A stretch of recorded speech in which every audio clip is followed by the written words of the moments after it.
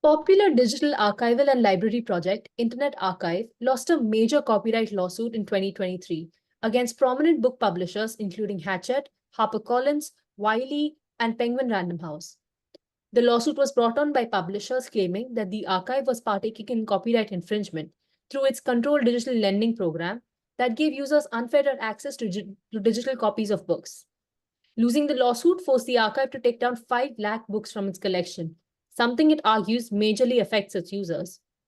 The Internet Archive began its appeal process in June this year, and results of which will have a wide ranging impact on digital libraries and the future of copyright and fair use litigations. I'm here with MediaNama journalist Sharvaya Parasnis, who has covered this case in detail. Hi, Sharvaya. Hi, Simone. Pleasure to be here. Yeah. So, can you give us some background on the Internet Archive? Yeah, let's start from the very beginning. So it was founded in 1996 and it was intended to be a library of the entire internet, which is a very ambitious project. So it has a database of archived web pages, which it offers access to for free to users. It's called the Wayback Machine, and today it contains 835 billion web pages. So that's one of the projects that the Internet Archive is known for. It's another one of its projects is called the Open Library Projects, which is more relevant to the case here. So basically, it was a library similar to a physical library, but in digital form. So users could quote unquote borrow digital copies of books for a set lending period. Each physical copy owned by the archive corresponded to a digital copy available to the borrower. So basically, it means if the Internet Archive owned, let's say, 4 copies of Pride and Prejudice, then four digital users could borrow e-books at any given point of time uh, for a set lending period, say it's 2 weeks or something like that. So this is a practice that is actually called controlled digital lending, which is one of the things that's important here. So where does the lawsuit come from? So during the worldwide lockdowns in COVID-19, the archive decided to suspend its CDL practices. So if you wanted to get a book or borrow a book from the library, you had to get on a wait list, especially if it was a very popular book. And during the lockdown, what they basically said is that there are a lot of researcher students, who no longer have access to public libraries or university libraries. And to make up for that difference, they are basically removing the waitlist. So what that means is up to 10,000 users could borrow an ebook of the same book at the same time, regardless of how many physical copies the open library actually owns. And this was called the National Emergency Library. So when this actually happened, 4 of the biggest publishers in the United States filed a copyright infringement lawsuit against the Internet Archive. I think this happened back in 2022. So it's been going on for like 3 years now, approximately. All right. So, can we get into the allegation against the Internet Archive now? Right. So so let's look at who the publishers basically are. So they are some of the US's most prominent book publishers. So this includes Hachette, HarperCollins, Wiley, and Penguin Random. So basically, what they said was, to be very fair, they termed the Open Library to be an unlicensed aggregator and a pirate site, and said that the archive's entire business model was illegal, basically. So what the issue here basically is that the archive was scanning the entirety of print books and uploading it to its servers. And in their words, in the complaint filed by the publisher, distributes verbatim digital copies of the books in whole via public-facing websites. And what they're saying basically here is that all of this infringes upon the interests of publishers because they are distributing copyrighted material for free. So that means they are directly competing with the publishers, and they are infringing the sort of impeding upon their relationship with authors, and they're harming the financial interests of publishers as a whole. Keep in mind that this complaint is not specifically about the National Emergency Library, but can be interpreted to be against the practice of controlled digital lending as a whole. Yeah, that's interesting. So, what were the Internet Archive's counter arguments to these allegations?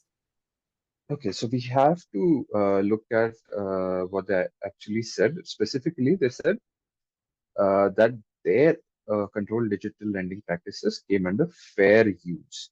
So, what's fair use basically is that in the United States and American copyright law, you can use copyright material as long as it qualifies as something as fair use. Now, what's fair use? It's something that is well decided by a judge on a case-to-case basis, but there are broadly four factors that you have to evaluate a particular use case by and see whether it falls under fair use or not.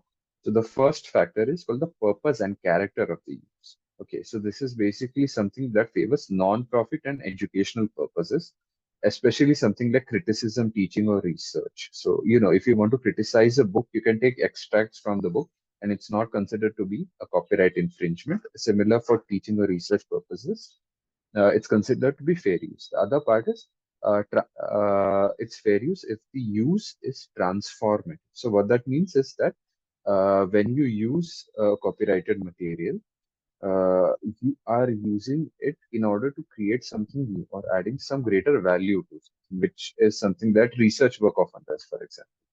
So that is one factor. The second factor is what is the nature of the copyrighted work itself. So now it depends on what the work is. So unpublished works and commercially available educational materials are less likely to fall under fair use, while non-fiction works may. And the reason for this is twofold. So first is that the intention of copyright protection is generally to give creative protection to, to give protection to creative works like art and music, which so this incentivizes artists and producers, writers, singers to create more work and give them more control over their work. So non-fiction work is generally something that tends to come under fair use more than fiction or creative work. The second part is that they also want to give the creators of the work uh, more control over the first time a particular work is published, which is why unpublished works rarely come under fair use, but works that have been published multiple times in the past are more likely to come under fair use. So the third factor is the amount or substantiality of the portion used. Now, there's not like a particular formula for this, but the less you use, the more likely it is to be fair use. Uh, that's four factor. The fourth one is what is the potential effect of the use on the industry as a whole. So, for example, so if a particular use is uh, damaging or strongly impacting the existing or future market for the original work, or it harms the financial or business interests of the copyright owners, then it's a lot less likely that a judge will consider it to be fair use. So this is basically why piracy isn't considered fair use, right? But it financially harms the interest of public. So this is what the basic idea was. So this is the basic legal principle behind the archive judgment. So what when the Internet Archive argued its case in front of what they basically said is that this satisfies the ultimate test of fair use because according to the library, copyright law's ultimate goal is to promote the progress of science and art, and allowing controlled digital lending and the open library actually benefits science and art more than prohibiting or banning controlled digital lending or the open library does. So it's better to have the library than not have the library if one's goal is to promote science and art. So they say that their use is entirely non-commercial and also transformative. And they say that they are engaging in transformative use by digitizing millions of books. So this expands the utility, makes it more accessible to people. So their argument is basically that this comes under non-commercial transformative use. Uh, the second, they say that whether something is factual or fictional in this particular case doesn't really matter because they're really digitizing millions of books. So there are factual books and there are fictional books. So can't really make a judgment about the case purely on the basis of that. Now the third factor is about how much of the work that you've used. Now the archive points out that if you want to run a library, you have to have the entirety of the book. You can't have a library like extract of a book. So by definition, you have to copy the entire book. So just because they're copying the entire book doesn't necessarily mean that they're infringing on copyright, because this is something you have to do if you're running a library. Now, the fourth factor is interesting, which is something that evaluates market impact. So they spoke to two experts, and they said their argument is that the open library had minimal to no impact on the demand for books, and it did not engage in any significant losses for publishers. And very interestingly, look at the argument here. Okay, they said that given the massive number of books sitting idle on library shelves, removing the limitations on the number of copies borrowed would not increase the number of copies in circulation above the number of copies libraries had bought and paid for. What that basically means is that because of the large number of books that libraries had bought, public libraries or university libraries had bought from publishers, just cause they are removing the waitlisting doesn't mean that there are more copies of the books in circulation. So it's not like anybody is getting a free copy. So even if you're getting a copy from the open library, somebody somewhere has paid for it, which means that nobody is really having taking a loss. Okay, so that's the basic argument that they have. So, as we know, the courts ruled in favor of the publishers. So, what did the judgment say?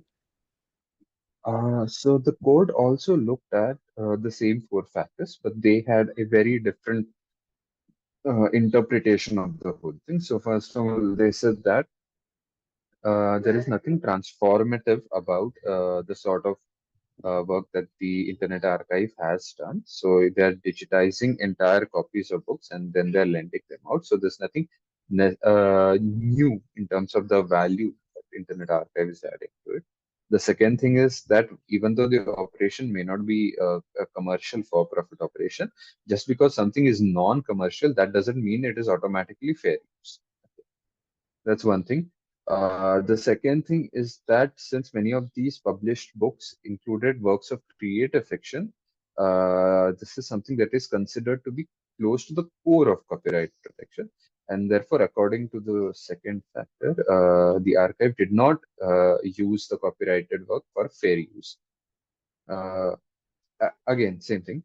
Now, here's something interesting here is that since they copied entire works and then lent them out, they were actually competing against the publishers because what used to happen beforehand is that the publishers were giving out ebook library licenses to libraries. Okay, so basically, uh, it's the same thing. If you wanted to run an online digital library, you had to basically pay a fee to the publisher of the original book.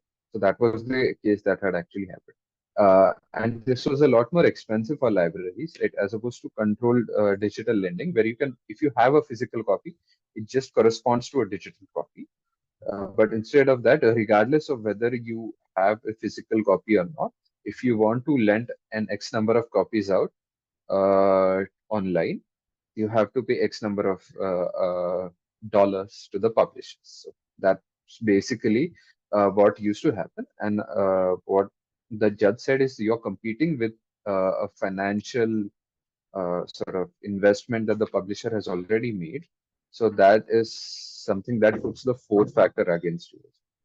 So therefore, what the impact of this was is that the court ruled against the Internet Archive, and it was required to remove, say, I think around 5 lakh books from its library project.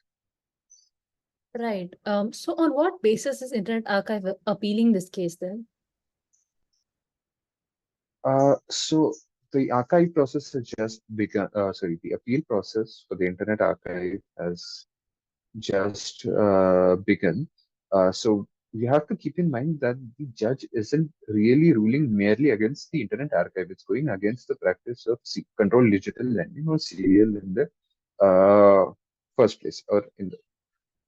So what they're basically saying is that the main purpose of copyright law is to promote the public availability of literature. It is to provide some kind of protection to artists, to scientists, to musicians, researchers, so that they have an incentive to continue producing such work, so that so that their work isn't stolen from them, and so that they have access to the fruits of their labor. Okay, so this is the core, when we say the principle or the guiding principle behind copyright law, according to the Internet Archive.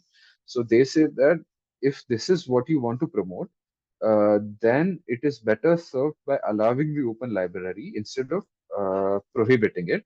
And they also defended CDL by pointing out that a library is a library. So if you own a book, you're a library, you own a book, and you want to lend it out, then whether it is an ebook or a physical book is of actually no significance. So the basic process of a library remains the same, even if it's digital, and that's their argument. Right. So, what do you think this case says about the broader debate on copyright versus digital access? So this is a tricky one actually. So I think we can look at what are the possible impacts. So I don't know which way the appeals process is going to go. Uh, So if you look at the Internet Archive, it works on an ideological basis somewhat. So I'll give you an example of a statement that the founder once made. The core values of library functions of preservation and access, equal opportunity, and universal education are being threatened by book bans, budget cuts, onerous licensing schemes, and now by this harmful lawsuit. So we can see that the Internet Archive is really engaged in a process of democratizing knowledge. So we can see multiple examples of that as well. So, for example, if there was a case against Sci-Hub and LibGen by academic publishers. If you guys know what Sci-Hub and LibGen is, they're basically allowing people. Sci-Hub specifically allows people to have basically pirated copies of research papers, and if you want to get a licensed version of it from the academic journal in which it is published, and it is exorbitantly expensive. So if you're somebody who's a professional researcher, it can be quite crippling, especially if you are not part of a very high-ranking or well-funded university, which means that you would may actually have to pay out of your own pocket if you want to get access to knowledge.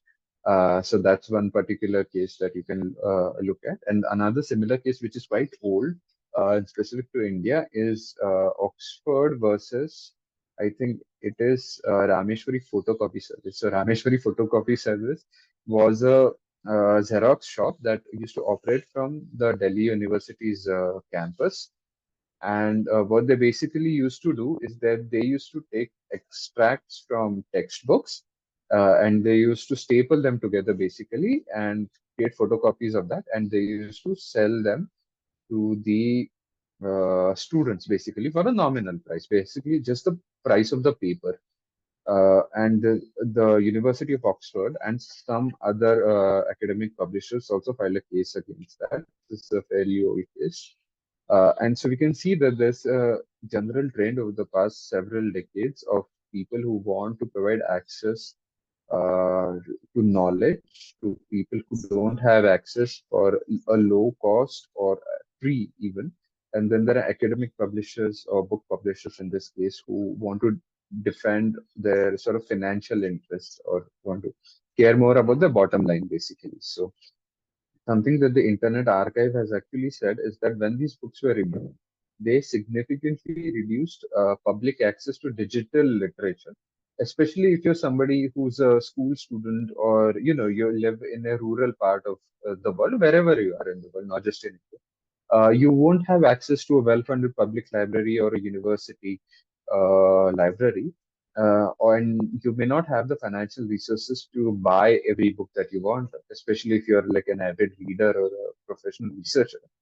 uh, then the only thing you could do is you could had access to the internet, so you could go and borrow something from these digital libraries.